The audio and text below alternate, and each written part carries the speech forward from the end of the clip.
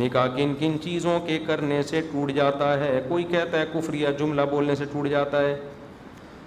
دیکھو نکاح ایک تو طلاق دینے سے ٹوٹتا ہے, چاہے صریح طلاق ہو یا کنایا میں ہو. کنایا کا مطلب الفاظ گول مول ہیں لیکن آپ کی نیت طلاق کی تھی. جیسے آپ نے بیوی کو کہہ دیا آج سے تمہارا میرا تعلق ختم, اس میں نیت اگر طلاق کی ہوگی تو ہوگی, ورنہ طلاق نہیں ہوگی. اور صریح الفاظ جو ہوتے ہیں ڈیورس کا لفظ یا طلاق کا لفظ, اس میں نیت ضروری نہیں ہے. تو ایک تو اس سے ٹوٹتا ہے. دوسرا نکاح ٹوٹتا ہے کافر ہو جانے سے, مرتد ہو جانے سے. کفریہ جملہ بولا جس کا دوسرا کوئی مطلب بنتا ہی نہ ہو, صاف طور پر اسلام کا انکار کر دیا, میں اسلام کو نہیں مانتا, معاذ اللہ نقل کفر, ایسا جملہ بول دیا. یا اسلام کے کسی حکم کا مذاق اڑایا بالکل واضح لفظوں میں. اس میں فوراً فتوی بازی نہ کر دیا کریں, بالکل صاف پتہ چل رہا ہے کہ یہ اسلام کو نہیں مانتا, تو مرتد ہو جائے گا تو بھی اس کا نکاح ٹوٹ جائے گا. یا ختم نبوت کا انکار کر دیا. لیکن اس میں وہم بہت لوگوں کو شروع ہو جاتا ہے, وہمی ہو جاتے ہیں. تو وہمی نہ ہو جایا کریں, پھر تنگ کرتے ہیں, میرے میاں نے یوں بول دیا تھا تو کافر تو نہیں ہو گئے, میرے میاں نے, وہ پاگل ہو جاتے ہیں, ہمیں بھی پاگل کر دیتے ہیں. تو واضح لفظوں میں جب تک کوئی مرتد نہیں ہوگا, صاف پتہ چل رہا ہو یہ اسلام کو نہیں مانتا, ایسے الفاظ کہے. تو پھر تیسرا نکاح خراب ہوتا ہے جب محرم رشتوں میں, جو خاص قسم کے رشتے ہیں, ان میں کوئی فزیکل سیکشول ریلیشن ہو جائے.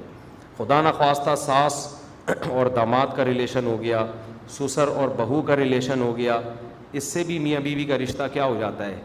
خراب. شریعت کا اصول ہے کسی عورت سے آپ کا سیکشول فزیکل ریلیشن ہے تو اس کی ماں اور بیٹی سے اب آپ کا ریلیشن نہیں ہو سکتا.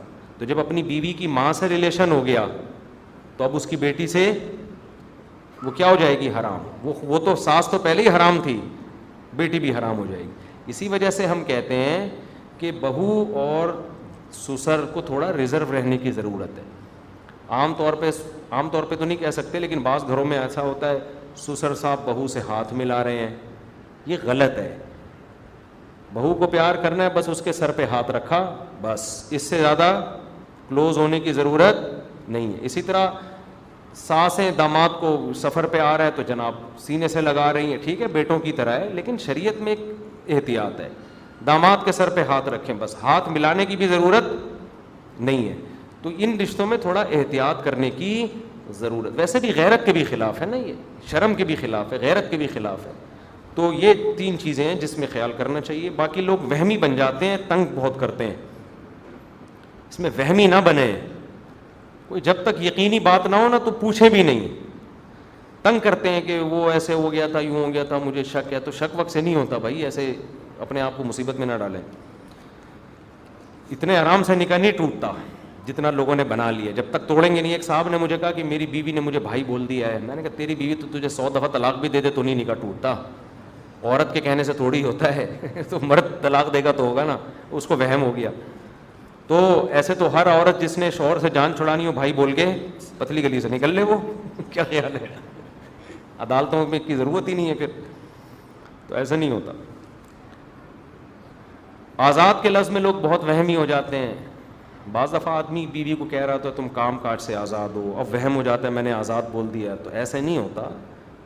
تو اس میں ڈیٹیل ہے, تو وہمی نہ بنے بس, اور بالکل بے احتیاطی بھی نہ کریں.